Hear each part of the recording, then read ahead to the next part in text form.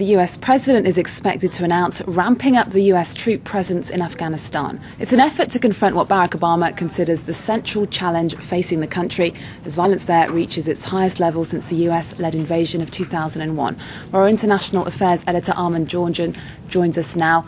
How will Obama's plan differ from George Bush's, Armin?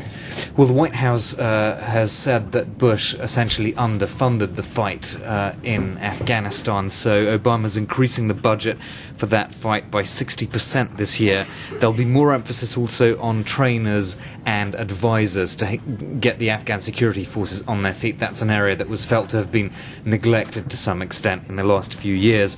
But the main difference, really, is more focus on Pakistan.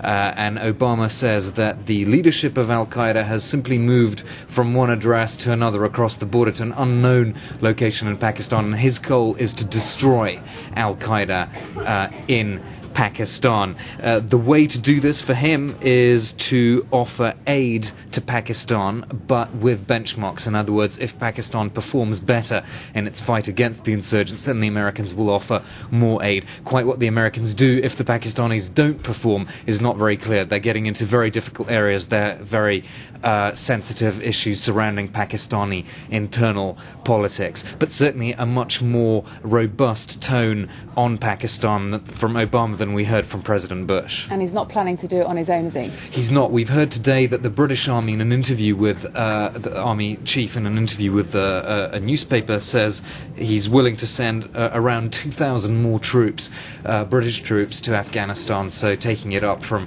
8,000 currently to about 10.